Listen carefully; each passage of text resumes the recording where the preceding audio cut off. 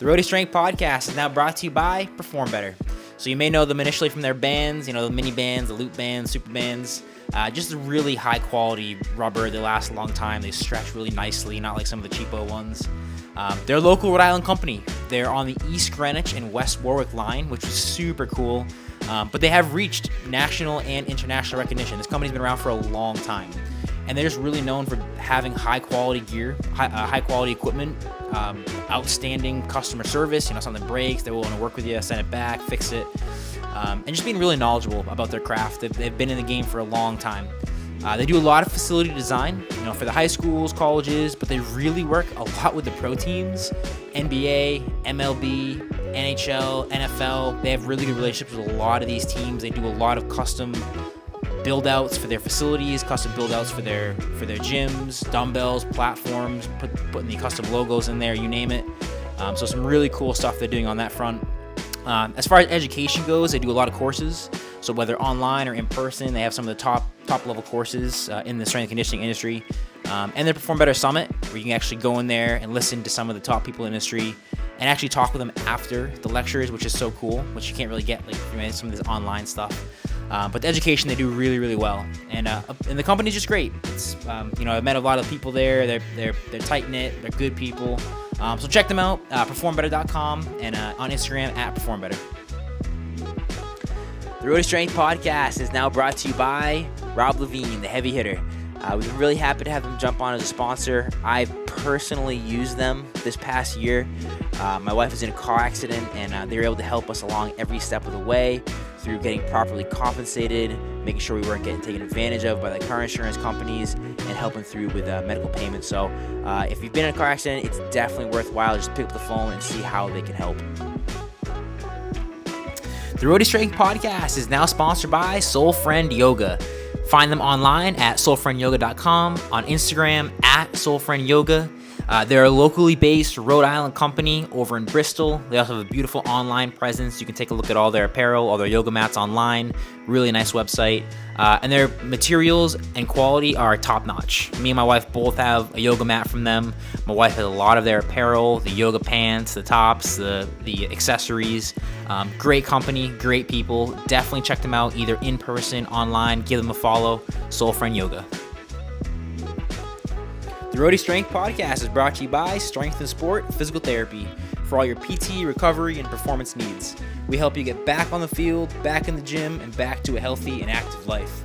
What's our 3-step process? Well, number 1, we want to diagnose the cause of the injury. Number 2, we want to make progress towards your goal. Number 3, we want to push performance and prevent it from happening again. What's our history? Well, we were founded in 2017 within a CrossFit gym, Spartan 360, in Middletown, Rhode Island, with a dream to create a PT clinic that revolves around fitness. Since then, we've expanded to 2 separate locations in Rhode Island, Portsmouth and Providence. We hope to continue to serve Rhode Island and the greater community for many years to come. Our big goal is we want to help you get back to the activities you love. What's our edge? Why are we cut above the rest? Well, we provide one-on-one attention. Every session's with a doctor of PT. This helps you get the most out of your rehab. We provide a variety of techniques, whether it's dry needling, cupping, exercise, correctives, and we base our rehab basically on the most up-to-date research, whatever is evidence-based. And we specialize in athletics. We walk the walk of fitness and sport. We have certifications including the CrossFit Level 2, USAW, CSCS, SCS. We do bike fitting. We do running analysis, concussion rehab, dry needling. Really, we want to build a better you. To get in touch, give us a call or text 401-239-2784. You can give us an email, matt@strengthandsportpt.com. Follow us on Instagram @strengthandsport. Check us out online, www.strengthandsportpt.com. All right, we ready? Ready. All right. What's going on, guys? Dr. Matt here, host of the Rhody Strength Podcast. We have a special guest on today, Rhody Levine. How's it going? Doing great, Matt. Thanks for having me. Truly appreciate it. Of course. Yeah, really, really psyched to have you on. If you're in the Rhode Island area, it's definitely a name you recognize. You're on the billboards. We've seen you in many different places, and you are the heavy hitter, owner of Rhody Levine Law. So to give a quick background or a quick introduction, you're a personal injury lawyer, or you run a personal injury lawyer firm. in Rhode Island, Massachusetts, and Connecticut. You personally helped me and my wife out during a car accident that she had 2 years ago, 3 years ago now, when we were kind of on the edge of like what we should do. And thankfully, she's all right, great health and everything. But you were really helpful for us during that time. And so full circle and coming on to the podcast now. So really excited to chat with you today. Thank you very much. I truly appreciate that. I'm glad we could help out your wife and you, of course.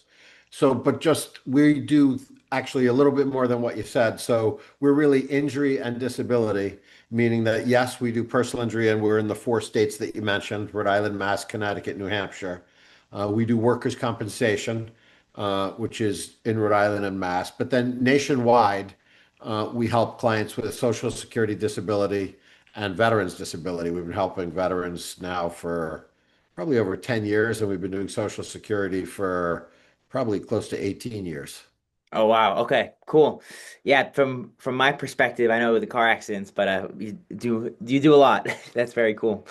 Uh, Yeah. to get a little bit more we'll dive into your background and kind of how you got into law in general. But I usually like to start these off too with just rapid fire questions, just kind of Rhode Island based stuff, like just for fun. So a couple questions for you. What's your favorite coffee shop in Rhode Island? I don't drink coffee. No. All right. Gotcha. How about like So when I was a police officer, I used to get my balls busted all the time because I didn't smoke cigarettes and I didn't drink coffee. That's great. All right, that's a great answer. I love it. I bet you don't get that answer very No, often. not too much, not too much. How about a favorite go-to breakfast place? Favorite breakfast place? That's a good question. In Narragansett, I would say probably Ocean Mist. Nice. That is a great spot. I like that. That very good. How about favorite recent book that you've read? Favorite recent book. So I would say Driven by Dr. I forget his name now. David Brackshaw or something. I forget his name, but it's called Driven. Okay, very cool. Um, next one, favorite, I don't know if you're a podcast listener or maybe audiobook listener or show, favorite recent podcast that you've either been on or listened to. Well, I tend to watch it more often now, actually, on YouTube. Sure. And so that's Kill Tony. Oh, nice. Yeah, those are funny. That's good. That's Yeah. great. And then this might be very very recent, but somewhere you've traveled recently. The last place I traveled to was Peru. Peru. Awesome. Very cool. Yeah, that was there's been a lot of travel in the last 3 months. I've been to the Philippines, I went to Colombia, I went to Peru. Very cool. Very cool. Is that work related, fun related, a little bit Yes, of work both? related. So we have team members in all three countries. Wow. Okay, cool. So just went there to actually have a annual party with them and hang out. Oh, that's awesome. That's work and fun. That's great. Yeah. Favorite shoe or sneaker? Typically, I frame this more for the gym, but just in general. Favorite sneaker. So I like the Hoka and the sneaker I was wearing today. What's the other one? Oh, the On Oh, Cloud? yes, the On Yes, Cloud. those are Yeah, popular. Those are nice. yeah. Do you have a favorite pump up song or gym song that you're listening to right now? No, to be honest with you, they're usually playing music in the gym, Okay. and people always want to come up and say hi or just say, "Are you Rob Levine?" And so I tend not to wear headphones because I think people just, people always have a predisposition as to what they think I am or who I am or how I'm like. And Sure. so by wearing headphones, I think it even makes it worse because people think I don't want to talk to them. So I rarely wear headphones except when I'm doing cardio. Very cool. I like that's a great answer. I like that. Um, Next question. Do you have a favorite sports team? Patriots, of course. Nice, love it. Um, Favorite exercises in the gym right now? So I have a partially torn rotator cuff in my right shoulder, and I have a injury to my left shoulder. So I'm doing a lot of repair work or trying to because my shoulders are killing me. Because I mean, I work out every day, so I usually do one body part a day, except for bis and tris I do on the same day. So before I was injured, my favorite was probably incline chest press. Cool. Right now, I'm barely putting up any weight, so maybe 90 pounds. Sure, sure. Yeah. Awesome. Love it. And then next one, same. These are both last two questions here, gym related. Do you have a favorite cheat meal? Yeah, as much as I can eat and drink in one meal. I mean, my favorite, depends what I'm in the mood for. Sure. This last Saturday, I went out for Italian. Um, Often I'll go to a steakhouse. Like I try all sorts. I have a million favorite restaurants. Love it. Where'd Yeah. you go for Italian? To Basta? Cool. All right. And then last one, do you have are you a supplement guy? Do you take supplements? What are some of the supplements you're taking right now? Yeah. So I've been lifting for probably, well, going to the same supplement store for probably 25 years. And so I go to Joe Cummings, which is called the Specialty Company up on Atwells Avenue on Federal Hill. Oh, cool. Okay. And so he makes his own label. Oh, Pre-COVID, he was importing it from Canada, sure. which was great because what's on the label has to get tested again. Well, what's in the can has to get tested against what's on the label. Right. So that's like a meal replacement drink. So it's both carb and protein.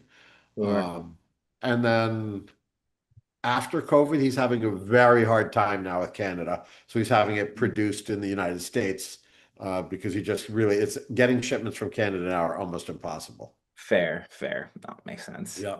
And Uh, then, I take a million over-the-counter things. I take magnesium, I take a fish oil, vitamin, like just a whole bunch of stuff. Gotcha. Gotcha. Cool. All right, those are my rapid fires. So to get into next, kind of, I wanted to get into your backstory first, how you even became a lawyer in the first place. Like, where did that start? Where did it all come from? Sure. So yeah, bring us back. So becoming a lawyer was purely accidental. My goal was to be a federal agent. And so when I was younger, I really had no idea what I wanted to do, but I knew I wanted to make a difference and help people. So I started riding on a rescue when I was 16 years old. And then I went to college for a year and bombed, like, because I had no direction, no idea what I wanted to do. And then I took a year off and worked. I worked as a substance abuse counselor. I worked three jobs. I was a full-time on a rescue, a substance abuse counselor, and I was selling sporting goods. This was in New Jersey, which is originally where I'm from. Cool. And that year I took a tour of the FBI building in Washington, D.C. And something just went off, and I said, yeah, this is cool. This is what I want to do. And so I went into the U.S. Army Reserve and then transferred to the Rhode Island National Guard as an MP. Went to college, got a degree in criminal justice, and then became a cop in Central Falls. And so at the interview, now I had applied to all large cities, Los Angeles, New York, Miami, Dallas. Los Angeles, you fly in and they give you the entire test in 5 days. So the psychological, the medical, the physical, the interview, everything. And it's all pass or fail, except for the interview. And so I scored 100 on the interview and they gave me 5 points for military service. So that was it. I was hired. And Cool. so then they had a hiring freeze because of budgetary restraints. And during that time, I was visiting friends in Rhode Island because I went to Salve. So that's where I went undergraduate. And then I saw this tiny ad for Central Falls police hiring. And I had a professor at Salve who was the first female cop ever in Central Falls, Lois Wims. And she used to tell the craziest stories about Central Falls, like crazy stories. Central Falls used to be nicknamed Sparkle City back in the 80s. And so I thought, you know what? I'll go in and apply just for fun. And so I walk up to the window, and this woman hands me a single sheet of paper. And I'm like, do I fill this out and then you mail me the application? Because LA is like 50 pages. She's like, no, that's our application. And so I stood at the window counter and filled out this piece of paper. She takes it back, she reads it, college degree, EMT, military police officer, like a ton of stuff. And she's like, "Did you really all do all of this?" And I said, "Yeah, of course." So she introduces herself, Virginia Faria. She was the personnel director at the time. And so she's like, "Oh my God, and you came here from New Jersey?" I'm like, "Well, I'm here on vacation, visiting friends. I had a professor, Lois Swim." She's like, "Oh, I know Lois. Her husband's still on the job, Norm Gamache." So she's like, "I'll stay in touch with you and I'll tell you where to go." She's like, "We're in a rush. We're hiring in 6 weeks." Okay. So get through everything. I get to the interview. It's the chief and the mayor, George Lizet and Bobby Sasso. And so they're like, "Look, you're the most qualified applicant we've ever had.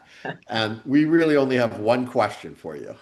And I'm thinking to myself, like, Los Angeles was an hour interview, Right. bored, people screaming at you like it was crazy. And I'm thinking, holy shit, one question. They're like, "Do you plan on going to law school?"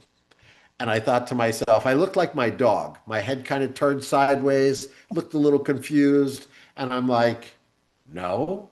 And they could tell I was confused. I'm like, why would I be planning on going to law school? I don't want to be a lawyer. I want to be a cop. And they're like, well, you know that if we hire you, we have to pay for law school. And again, I look even more confused. And I'm like, I had no idea. What are you talking about? She's like, well, the state law in Rhode Island, which no longer exists, we have to pay for your bachelor's, master's, and law degree. And so we figured you would probably want to go to law school. I said, my father is a college professor. My older brother is a college professor. If my parents thought I was willing to go to law school, do you think I'd be sitting here interviewing in Central Falls to be a police officer?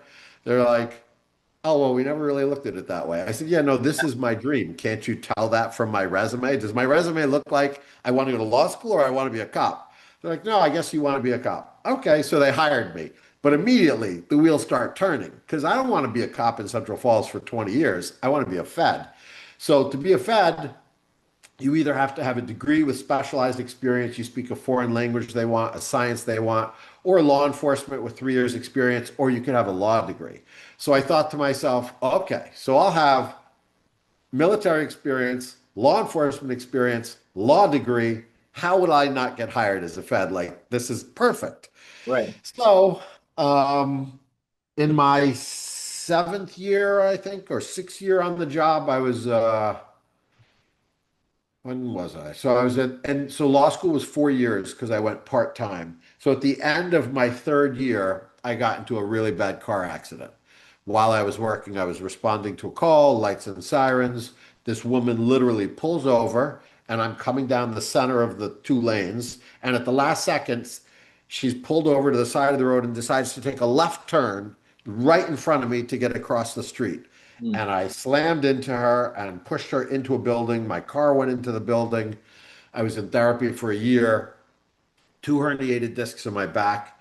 I have one in my neck, which nobody ever attributed to the accident. We don't really know where it came from. The two in my back for sure. So after a year of therapy, three orthopedic surgeons all said they would not sign me off to go back to work. So they said, you know, you either have to retire, and I wasn't willing to accept it, which is why I was at three doctors. The city was happy after one. I'm like, that's not what I want to do. And so they're like, well, the third doctor said we could try back surgery if you really want to. And I said, so, well, what are the chances? He's like, honestly, 50-50. I'm like, 50%. He's like, yeah. He said, you know, I can't guarantee you you're going to be able to ever go back to work. I said, I'm in pretty good shape. I don't understand. He's like, yeah, well, the problem is that you're at a point where if you get into a fight with someone, you're in a wrestling match, you get slammed into the back of the car. He said, you could end up paralyzed. He said, you know, no one wants to take that risk. So if I fuse it all together, that won't happen. But I can't say what kind of how Mm. functional you'll be and what range of motion and what kind of shape you'll be in. He says, you know, and remember, so we're talking now about it's over 20 years ago, right? So 25 years ago this was. And so, because I retired in 2000. So yeah, 25 years ago, 26 years ago. So back surgery isn't today what it was then. Right. Big difference. Yeah. So I'm like, yeah, there's no way you're not cutting me. I'm sorry, that's not happening. And that was it. I retired.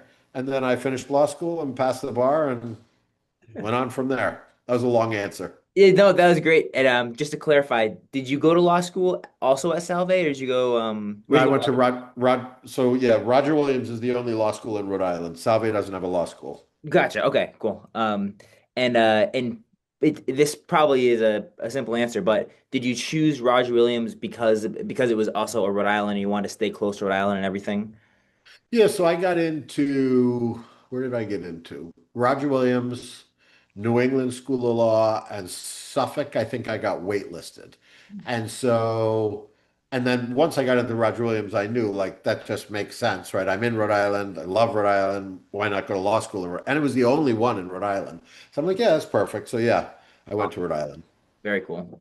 And just to kind of just clarifying questions also during your before law school.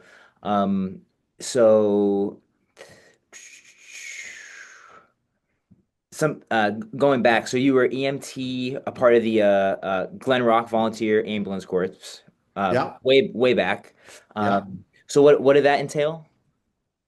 So I joined actually when I was 15, but you can't start riding till you're 16. In New Jersey, you can't become what's called an EMT, an emergency medical technician, till you're 17. So I took what they called 5 point, which was like advanced first aid, emergency childbirth, CPR, defensive driving, and vehicle extrication. And so I got certified just before I turned 16, started riding. So what does that mean is the town is volunteer. So there are no paid people that work in that town. So you wear a pager and you sign up for different duty shifts. And so when the pager goes off, you respond to where the ambulance is kept, which is in the center of town, and then you take it to people's homes. Gotcha. Okay, Then makes when sense. I turned 17, I became an EMT, and then later in life, I became a paramedic. Very cool. And then also, while you were at Central Falls Police Department, which I'm sure, like you said, so Sparkletown, was that the nickname you said? Sparkle City, What is that? What did that come from? What does that mean? cocaine. That I'm was the like, is it? cocaine distribution back way back. This is in the 80s. So it had it. Gotcha. That was like known as the cocaine distribution point for the East Coast or Northeast Coast. So, random side story. I was in Florida this 2 weekends ago, and we were at a gym, and I was talking to a guy, older guy, and he was saying how he grew up in Rhode Island, blah blah blah. He's like, "Oh yeah, I was over, hanging out, like doing. Now I go to church. I'm a great guy." And I'm like, "Oh, where were you in Rhode Island?" He goes, "Oh yeah, we're over, like in the city." I'm like, "Oh, like Federal Hill, like at Los Alamos." He goes, "No, Central Falls, but the Federal Hill boys, they come check in on us every once in a while." I'm like, oh, geez, this guy was the Rhode Island. It's got that crime mob history for sure. Absolutely. Well, Federal Hill for sure is Yeah, one group, and Central Falls was a completely different group. fair enough, fair enough. Yeah. Okay, because I'm like sparkler, fireworks, gunshots, cocaine. All right, it makes sense. Cocaine. Yeah. Another point I wanted to ask also, you were a canine officer, Yes. with Central Falls as well. Yeah. So Central Falls. So I was on the job for maybe 3 months or something. And so the city had no money, right? And we had very little assets back then. And so I went to the chief and said, look, we need a canine dog. We were executing probably 50 raids a week on drug houses, often not turning up drugs, couldn't find it. And I'm like, we need a dog. I said, so we need a dog to be able to search. We need a whole bunch of reasons. I'm like, I could write a grant if you want, and I'm sure we could raise the money. He says, sure, go ahead, do it. So I raised $16,000 and I went back to the chief. Here's the check. And so he's like, okay, you do it. I'm like, chief, at that point, I have 6 months on the job and I'm on probation for a year. So he says to me, well, I said, don't you have to post the position? He's like, nope, brand new position. Not, don't have to post it. I can just pick you because it's not a replacement position. And I'm like, I'm still on probation. He says, yeah, but at least you'll have a partner who likes me. I wasn't exactly the most well-liked person in the beginning because I was really probably one of the first. There was one other person who was definitely not liked, hired from outside the city. Mm, Almost so imagine you're talking about a city that's over 50% Hispanic population. When I joined, there was no one on the police department that was Hispanic. There was no females. There was no black officers. We had one Cape Verdean officer, all white men, and 98% of them from Central Falls. And so when you hire someone from New Jersey who speaks some Spanish, who has a degree, who did an internship at the U.S. Marshal Service, who was previously a military police officer, everybody thinks I'm like undercover FBI, investigating the police department, investigating them. So there were definitely people who didn't like me so much. Fair And the enough. chief was like, yeah, at least you have a partner who likes you. So Oh I man. bought a dog in Germany and went to canine school in Bakersfield, California. Cool. And it was really amazing experience because during the day I was in school. So full time, there was only two people in my class, me and one other cop who happened to be from New Jersey. And at night, the school I went to had to deal with the Bakersfield Sheriff's Department. So I would literally get in a cruiser with another cop, full-time cop with his dog. We'd put our two dogs in the back, and I would just, every call he went to, I would follow him. So basically mirroring what he's doing with his dog. If we search a car, he searches the car, I search the car. If we are searching for somebody that ran away, he puts his dog on a leash, mine's on a leash, we're moving. Clearing a building, we went up in the helicopter, like we did, like it was amazing training. They offered me a job at the end. They're like, you should just stay, we'll hire you. And I thought to myself, wow, this would be a cool place to work. But I ended up going back to Central Falls. Nice, nice. That's really cool. Just random question. Do you still have dogs? Do you still have a dog?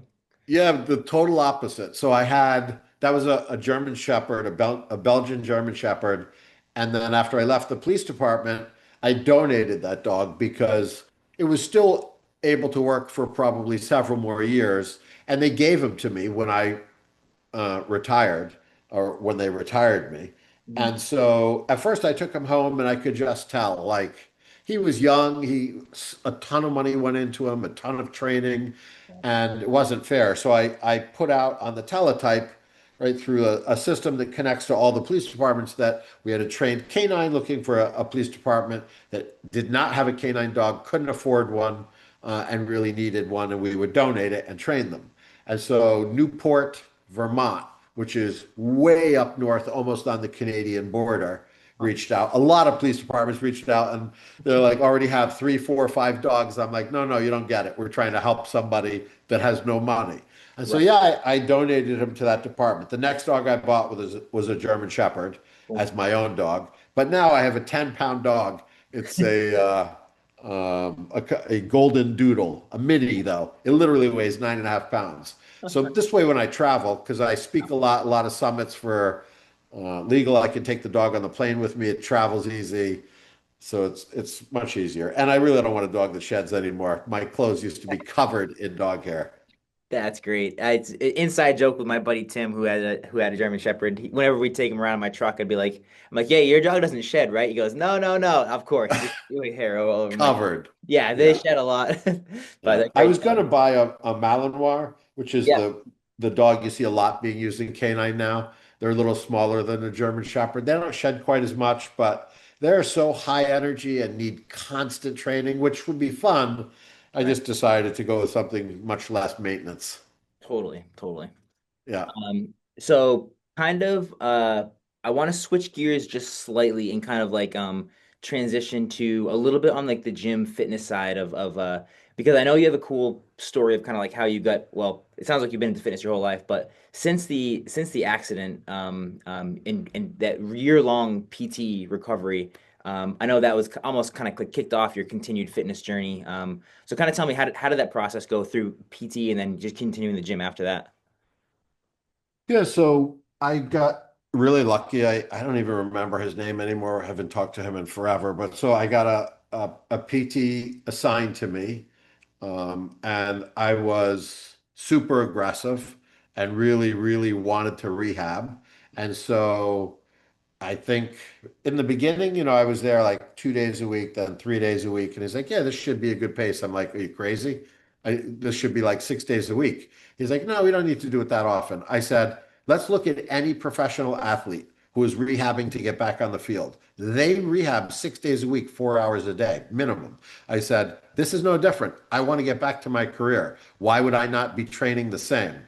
He's like, well, people don't have that dedication. I said, I'll be here every day. He's like, yeah, I don't think the city will pay for it. I said, I don't really care what it costs. I said, I want to go back to work. Mm. So he used to meet me at 6 o'clock in the morning, uh, two or 3 days a week because it wasn't covered, and then 3 days was covered. Yeah. And so every day we'd be at the gym. And, in the beginning, it was just stretching and bands and stuff like that, and then light weights and then more weights. By the end of the year, I was strong, but I had two herniated discs, right? So we strengthened everything around it, and I thought I was in good shape.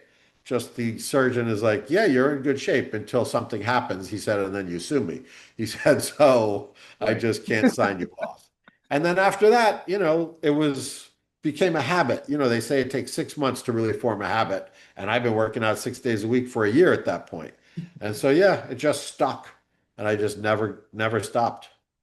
Do you also continue to do you have any sort of like recovery modalities? Like, are you a sauna guy, cold bath guy, or do you continue to see like PT and Cairo and stuff like that? Yeah, good question. So I just joined this new place. It's like a longevity center. Mm. So they have a hyperbaric chamber, they have red light therapy, they have cold plunge, sauna. I'm supposed to meet with them to talk about like peptides and different peptides to do. And so they're kind of connected to my doctor's office. Mm. And they opened a separate longevity clinic. Very cool. So um, I'm going to start doing that. Very Over the cool. years, I've tried different things, but I've never been really in I'd say a regular regimented process. This will be much different. Yeah. And then how about I know obviously a pretty fit guy. From a nutrition standpoint, like are you pretty dialed in on that aspect too? Yeah, Yeah. so I weigh my food. I'm Yeah. pretty anal. Yeah. So I wake up, like 5, have a shake, which is right a mix of protein and carbs. Work out, have another shake, same mix of protein and carbs. Then I have lunch. So I usually have like 150 grams of protein, and a carb and a vegetable. Then I'll have a snack in the afternoon, sometimes like half a shake, sometimes a protein bar. And then dinner, same thing, I weigh my food. So during the week, I'm pretty strict. Nice. On the weekends, I'm not so strict. Fair enough. Yeah, you gotta have some Italian food over on the hill. It's a Yeah. little bit of this, a little of that. Oh, that's cool. And then like you said, are you still working out? You said 6 days a week, 7 days. Do you have a rest day built in there, Um, or? Depends. Sometimes I won't lift, but I almost never skip cardio. I do cardio pretty much every day, but not always in the gym. Like I love biking, so sometimes I'll just go for a bike ride. Mm. I ride for, about an hour, maybe 18 miles or something. Cool. And I'll do that for cardio, but almost never skip cardio. Very cool. Very cool. Are you an outdoor rider or indoor rider or both? Outdoor. Outdoor. Do you go on the bike path? Yeah. The new bridges are nice. I don't know Yeah. if you know what Which they did. one? The Providence Bristol bike path, the ones they just Yeah. rebuilt. They made Right. it I was just over there the other day. They made it really nice. Next question for you. Same thing, kind of like gym, but also kind of like rehab sense. As far as your mindset goes, motivation, discipline. Obviously, you're extremely structured, extremely regimented, and a lot of people struggle with staying consistent. So, what types of things? Where do you find your motivation or your discipline comes from? That's a good question. So for lifting, I like the way I look. Yeah, fair So I think I like having mass, right? I like having muscle, although I'm way leaner than I used to be. So 5, 6, 7, maybe 7 years ago, I weighed 230. enough. And so I was carrying a lot of mass. Sure. Now I'm like 193. So I've definitely leaned out. You could hear me coming like a freight train. Like it was just too much weight to carry, and probably why I have so much problems with my shoulders now, right? Just years of abuse, heavy weights. So I don't know, something clicked one day and I just had never stopped. And that just my personality in general, like my discipline for work and everything else. I don't know, I'm just comes natural. Totally. Yeah. Part of it's probably having an addictive personality. Like I get into a routine and thank God I never got into drugs because I'd be in a lot of trouble. Fair enough. The gym is a lot better. Yeah. Um, all right. So the next kind of question I want to ask is more about your personal brand, the Rob Levine Law. So as you got into and completed law school, I think we might have skipped. How did you transition into getting into like creating your own brand, own business? Yeah, that's a good question. So when I was first going to open a law practice, I went to law school with Anthony Gemma. So he's the youngest of the Gemmas who own Gem Plumbing. Heard of Gem Plumbing, right? Yep. Yep. Yeah. And so we were supposed to open a law practice together. So at the last minute, he decided he had to work for his brothers because his brothers paid for him to go to law school. And they really put pressure on him to work at Gem Plumbing. So I said, no problem. I'll do my own thing. And I was going to rent office space from Gordon Fox. So if you know who that is, the ex-Speaker of the House, and that was before he got in trouble and the feds raided his office. And thank God I didn't end up renting space from him. That wouldn't have been good. And so I was literally moving into that office, and Anthony called me and said, "Hey, my brothers want to meet you." And so they hired me. So I first worked as in-house counsel to Gem Plumbing. And so over 7 years, my job was to do their accounts receivable. I sat on the board to grow them, to buy real estate acquisitions, like a ton of stuff. And so we went from like 5 million a year to 40 million a year over 7 years, 50 guys to 300 guys. But Wow. simultaneously, that they said, I could work the law firm. And so I was working a gazillion, 115 hours a week, probably on average, working for them and growing the law firm. And so the law firm was Gemma and Levine. It was Anthony and me. And he never practiced law, but that was the agreement. If they hired me, they'd pay me a salary, pay for my first secretary, give me free office space, but he was going to be a partner in the law firm. Then we switched to Justice for All. And so that was our trade name. And then when I left Gem, Anthony had to make a choice. He could either stay at Gem Plumbing or leave and come with me, but had to leave because they were so big I didn't have time to do their legal work, and we were getting bigger. I didn't have time to run the law firm, so it had to make a split. Right. He chose to stay at the plumbing company, and that's back when he was running for office, if you remember that. So No. yeah, he ran for Senate and lost twice, and so he stayed at the plumbing business, and I left and did my own thing, which is then when it became Rob Levine and Associates. Gotcha. And so I hired at the time Richard Sackett, who owns Group Matrix. It's an advertising agency that only does lawyers. And Right. so he wouldn't take me as a client if we were Justice for All. And so I dropped the name and used my name. And the reason is he said, you're a personal services business. People want to know you. And so he wanted me because in Justice for All, we weren't on the TV spots. We had like a speaker, like somebody who was like the representative. And so then I went on TV, created the name Rob Levine and Associates, which became Rob Levine Law. The heavy hitter has been with me now for, since what, 18, probably 18, 19 years I've been the heavy hitter. And so then recently we kind of transitioned the brand to Rob Wins, right? 888 Rob Wins, and we Right. changed the jingle. And so yeah, the branding has been great. It's really been great, right? It creates top of mind awareness, it sticks in people's heads, it's catchy, it's also authentic, right, Right. to who I am. The heavy hitter concept is definitely authentic to my personality. So yeah, I like it. And there was something just posted this past week of a local comedian who even Andrew Schultz, yes, yes. yeah, he was like, "Oh, I'm in Rhode Island," and he mentioned you. How Like, cool was that that? was awesome. That was awesome. I saw that. Yeah. He So had so I mean, obviously there's lots of us on billboards, lots of us on TV. We often try to do something funny. And at the time, I'm assuming he's driving through Rhode Island. Our billboard up at the time, and I think it's still up now, is with the kid from the Christmas story with his Yeah.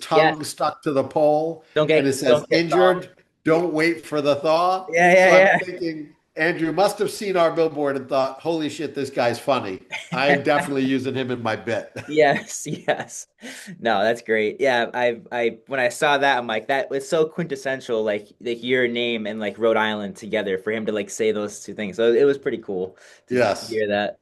Yeah, we reposted it obviously on our Instagram. Yeah, Yeah, that was got to. awesome. Um, another question. Well, this explain this for me, or another question for you. So a lot of times, like, so this was when you helped my wife out this 2 years ago. Um, this was the first time we had been in a situation where like, oh, we do we need a lawyer? Do we not need a lawyer? And I think when I'm talking to other people, sometimes I'm like, hey, you should really think about like getting help. And sometimes people are like, oh, what does that process look like? Or I don't need one. Can you try to maybe clear up like why it's important to reach out to a lawyer if you have a car accident or injury or anything like that? Yeah. So the the best story I can tell you is early on in my career, and I had no idea what I was doing. I'm a young lawyer, really very early, and I'm probably at one of my first arbitrations.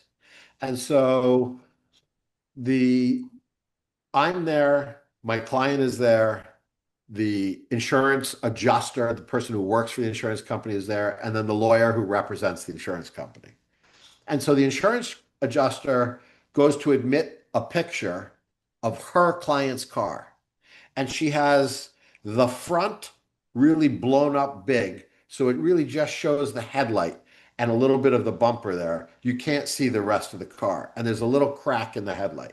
And she tries to argue that the only damage to her client's car is that crack. Now, my client, unbeknownst to her, had taken pictures at the scene on his cell phone of her car, her client's car, the insured's, and then his own car. And I'm looking at the picture thinking to myself, you are so full of shit.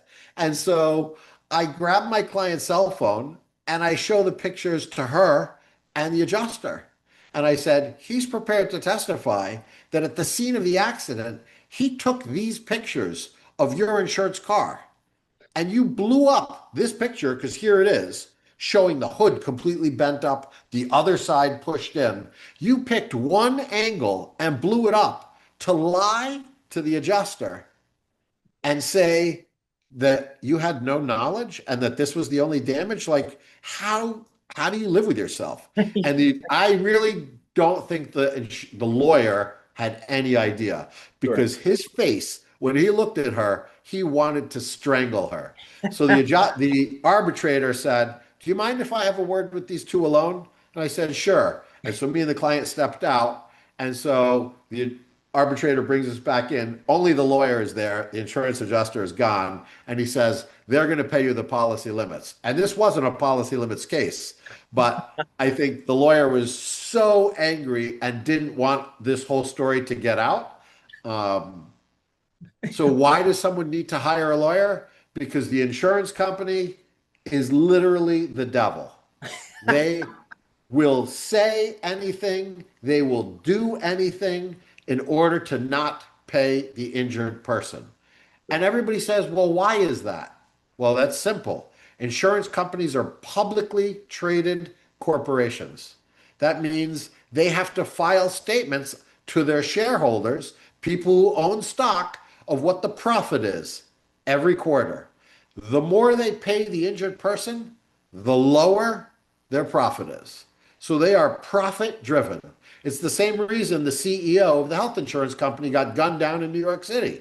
They're profit driven, Yeah. right? They screw people over. They don't care about anyone but themselves. Right. And so that's the bottom line.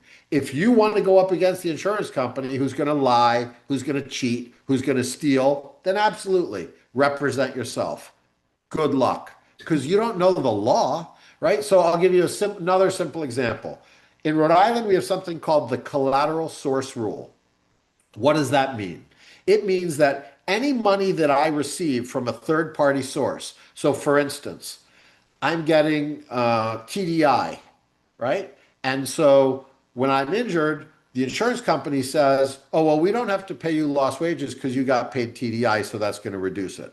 Or they're going to say, well, we're only going to pay you the after tax dollars because taxes would normally come out. Or they say, we're not going to pay the full amount of the medical bill because your health insurance company paid it. And therefore, we only have to pay your copays.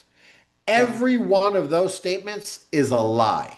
wow. Under Rhode Island law, they have to pay the face amount of the medical bill. Doesn't matter the health insurance company paid, they pay the full amount of the medical bill, period.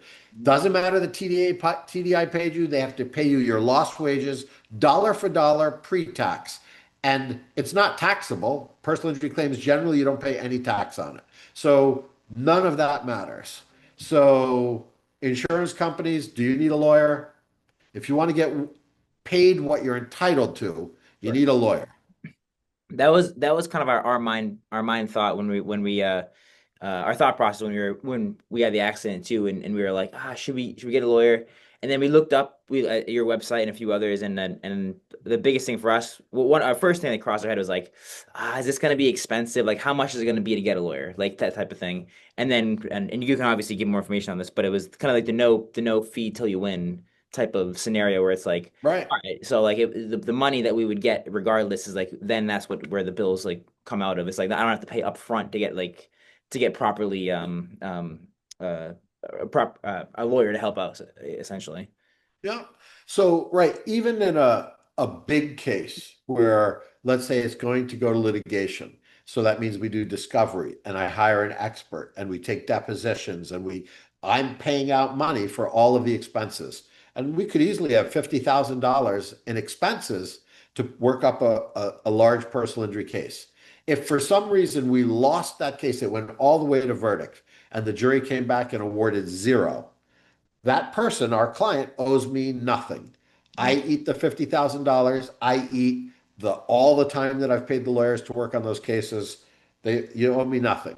You only pay me, and it's one third, right? Which is pretty standard in the industry. It's what most lawyers charge. One third of what you get. So if you get zero, you never owe me anything. You don't owe me costs. You don't owe me expenses. You don't owe me for my time. Nothing. And that was for me like it was almost like a no-brainer. It's like, all right, well, why wouldn't we call? And then if you get the lawyer, then at least you know one, you're not going to get taken advantage of. And then two, you might know you do know the law more, so like it's something where they might kind of nickel and dime us here, you'd be able to recap like get that money back for, on these two things. Yeah, I mean, you took the words out of my mouth. I use the term no-brainer all the time. It's literally a no-brainer. Like, how do you not hire a lawyer? Guaranteed, we're going to make you more money than if you did it on your own. Because the insurance company is going to lie. They're going to tell you you're not entitled to that. You're not entitled to that. Their mantra is to delay and deny, Mm. delay and deny. And then most people go away and they're like, oh, it's not worth the aggravation. So, and if you get nothing, then you owe me nothing. So yeah, it's a no-brainer. And that's something that's interesting in the medical industry too.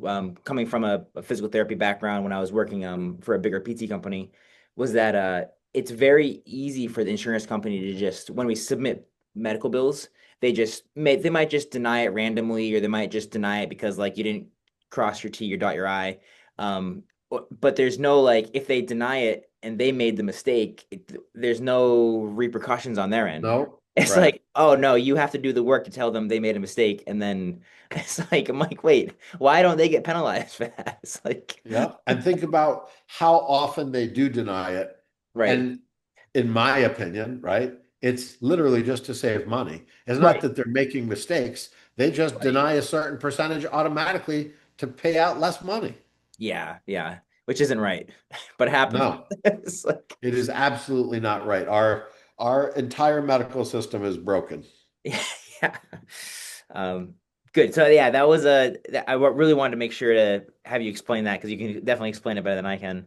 Um, some of the other things that I saw from your website or your social media that you do is what is the Safe Ride app that you guys work, the drunk driving app? Yeah. So, you know, in an effort to be able to give back to the community, right? And I obviously would not be where I am if it wasn't for the community who trusts us and takes care of us by calling us when they need us.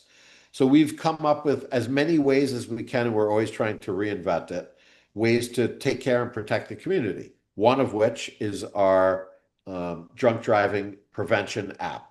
So if you download my app, right, you go onto the app store and just type in my name, Rob Levine. So that app will come up. You download it, put it on your phone. I think it's 7 holidays a year now. We give free rides.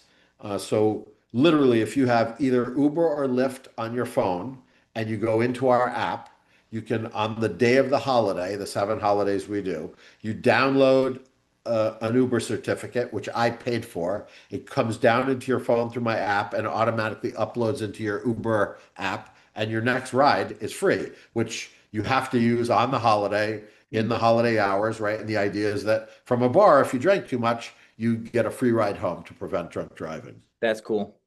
That's really cool. Yeah.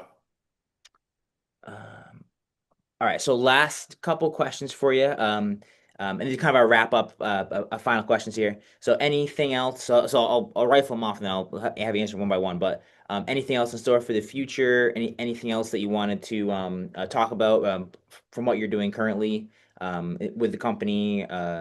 And then I'd ask you a favorite quote if you have a favorite quote or a favorite mantra or favorite saying, which would be a good question. But so anything coming up that's like in store for the future, anything you're excited about with you yourself or your company? Yeah, so we just partnered with the Woo Sox. Cool. So, as you know, we used to have the Paw Sox. And so when they were in Pawtucket, we were a huge sponsor. We had the Kids Corner, which meant back then we owned a certain section of the stadium, and we gave out tickets to schools to bring kids to games during the school year, during the daytime, a whole bunch of stuff we did with them. And then they left and pissed off a bunch of Rhode Islanders, which, when you really look at the backstory, in my opinion, at this point now, having heard the whole story, it's really not the team's fault. It's really much more of our government's fault. Sure. And then we built the soccer stadium Yeah. in Pawtucket, which not going so well. It's empty half the time, unfortunately. Yeah. And so, anyway, we are advertising in the Boston market now. We're on TV, but everything we're doing in Rhode Island, we're doing in Mass. So we've now partnered with the Woo Sox. So that's new. This will be the first year. So we have a big billboard in the outfield. We wrapped one of those shuttles that drives around and picks people up in parking lots and brings them in. We have a lobster roll giveaway every game based, I think, on where you're sitting, something for foul balls. Like, we're trying to do a whole bunch of stuff. Cool. And the cool thing is every year in Rhode Island, we've been doing the Rob Levine Family Fun Day. So at India Point in Providence, in the park, once a year in the summer, we give away 1,000 backpacks. And so we have jugglers and face painters and people putting on dancing and DJ and food, a ton of stuff. And it's a great 3, 4 hour day for families to bring their kids and get a free backpack. So we're doing it now in the stadium in Worcester. So we're going to give away 1,000 backpacks in Rhode Island and 1,000 backpacks in Worcester. But the stadium agreed to let us use the stadium. So anyone who comes to the Rob Levine Family Fun Day in Worcester will literally be on the field in the stadium. They're closing the stadium down for us to just be able to do the event. So that's going to be this year. The Saturday, I forget the exact date. I think it's like the 23rd of August or something, but we'll Sure. put up billboards. It'll be on TV. The Saturday in Rhode Island and then the Sunday up in Worcester. So I'm super excited for that. Oh, that's awesome. That's really cool being inside the stadium too. Yeah, People love yeah, that. awesome. Yeah, it's a great place for it. All right, so my final question, and this is kind of a funny one because this is episode, it's over 100 of these episodes that I've done, and they're all with a guest, all one-on-one. And at the end of every episode, I ask someone if they have a favorite quote or favorite mantra or a saying or something like that. And the way I preface it is taken from Tim Ferriss, another podcaster. And Tim Ferriss, the way he talks about it is like, oh, you get to put something on a billboard for 24 hours in your city. So what I say is like, all right, Rob Levine's gonna let you use his billboard for 24 hours. So So this is now full circle. You have your billboard. So maybe something if you were to like just for 24 hours say something special on the billboard or maybe what's your next billboard or usually a favorite saying or mantra or quote or something funny could be even too. Yeah. You want me to come up with that on the dime? I mean, yeah, maybe or you can give So us a I preview for do a the next lot one. of coaching Cool. and mentoring of businesses, law firms, right? So I have a mastermind group and lawyers from around the country belong to learn about how to scale and grow their business, but so businesses as well. So one of the things that I say in most sessions when we talk about projections, planning, future, is that if you fail to plan, you plan to fail. Totally. So I would say that is definitely a quote I use frequently because it's true, right? I'm always surprised when I ask people, as I'm starting to coach them, well, show me your numbers, show me next year's projections, what's our goal, like what's the plan? There are so many people that never really plan it out. Right. Like they think about it and they have an idea, but they don't literally have the discipline to write it down month over month what they're doing. And then obviously you have to, at the end of that month, you have to take your real numbers, line it up against your projected numbers and say, what went right, what went wrong, and what do we have to correct to get to where we want to be next month? Or do we need to increase our projections because we did so well, we're over our projections? So yeah, that's a hard thing for people. Right? You asked me about discipline earlier, right? That's if you're running a business, it's a discipline to really know your numbers, do your plan, and then stick to it. Totally. I love that. I think that's great. And I think even for like sport or fitness, like that's a Same thing. yeah, same thing. Fail to plan, plan to fail. Love Yeah, it. Awesome. All right. Well, we'll wrap up there. We're at the top of the hour. So thanks so much for being on. my pleasure. Thanks for having me. I truly appreciate it. You got it. I'm gonna end the recording here, but I'll talk to you off air just for a second here. Sure. All right. And then